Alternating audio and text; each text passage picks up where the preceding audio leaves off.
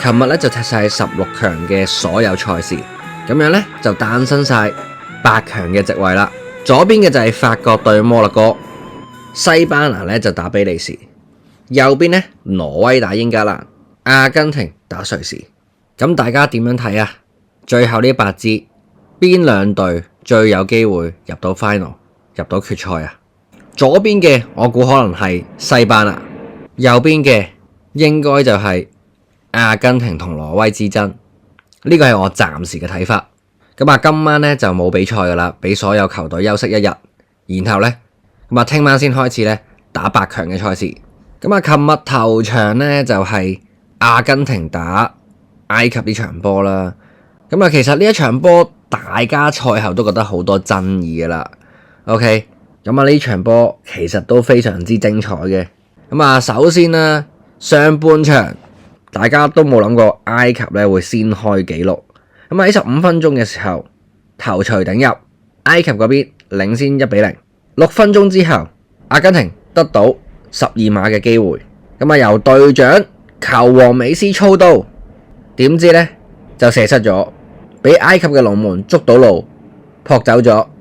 美斯喺世界盃上呢有8次射12碼嘅機會，計埋呢一球4射4入，即係咧美斯喺法定時間喺世界盃歷史上50-50嘅啫。咁啊0-1呢個戰果翻咗更衣室換邊之後啦，去到58分鐘嘅時候，埃及再射入多一球0-2。不過經過 VAR check 嘅時候睇到追溯翻之前係有個犯規先導致呢個入球，所以吹走咗。咁啊不過唔緊要喎，去到67分鐘嘅時候咧，埃及咧再揾到一次機會射成0-2，繼續領先。咁去到79分鐘嘅時間，美斯出波俾羅美路，羅美路咧就頂入咗啦。咁啊追近一球1-2。咁去到比賽末段啦，83分鐘嘅時間咧，美斯射成2-2，掀起呢場波嘅高潮啦。究竟會唔會打加時呢？咁喺補時階段90+2嘅時間，阿根廷再入多一球3-2，反擊咗埃及。咁去到真係啦，補時嘅最後嘅末段啦，沙拿咧喺禁區度咧想過人嘅時候，對手其實係掂到個波，跟住咧之後過去嗰下咧係喺禁區裏面咧擊跌咗沙拿。咁球證咧睇呢一球咧就冇判到阿根廷犯規，而判一個12碼。咁啊球證嘅執法咧好似唔係好一致啦。咁最後結果阿根廷3-2反勝咗埃及，入咗8強。阿根廷咁啊殺到嚟8強咧，晉級嘅過程咧比較辛苦同埋驚險。咁啊以呢個狀態嘅阿根廷殺唔殺到入決賽咧？咁我哋要再睇一睇啦。咁啊暫時踢完呢個16強嘅賽事之後咧，暫時美斯成為今屆世界盃嘅神射手，而家有8球啦。咁啊值得一提就係今屆世界盃呢個神射手係邊個攞到呢？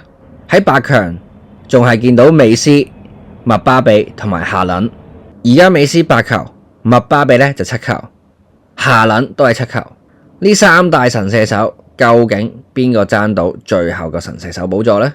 值得大家估一估。咁啊同大家睇16強最 last 一場波啦，瑞士對哥倫比亞。賽前預測都講過噶啦，咁啊其實咧呢一場波會係5-5波，咁啊只不過咧覺得牌面上哥倫比亞嘅能力係高少少，應該咧可以擊敗瑞士。咁啊結果咧就係90分鐘0-0，跟住去到加時都係互無紀錄嘅。咁啊最後咧要用最殘忍嘅方法，就係互射12碼去決定邊一支咧可以晉身下圈。咁12碼嘅階段咧就係哥倫比亞射先啦。咁啊哥倫比亞喺第2球射嘅時候咧就射失咗。咁到第3輪咧就到瑞士呢邊射失12碼嘅賽果就2-2。咁第4輪咧哥倫比亞嘅球員再射失啦。咁啊跟住咧就到翻瑞士嗰邊射。咁啊瑞士咧喺第4輪射入咗，咁啊領先翻3-2。咁啊要射到第5輪啦，哥倫比亞咧就係路易斯戴亞斯去射，咁啊當然射入咗啦。咁啊最後一擊瑞士呢邊呢就射12碼，咁啊成功射入咗，咁啊賽果就係4-3，瑞士能夠晉級下一圈嘅賽事，最後嘅勝利者瑞士呢係進入8強，而哥倫比亞呢就飲恨啦。咁打完呢場波，16強嘅賽事全部已經打完，下一 round 球迷呢就睇8強嘅賽事啦。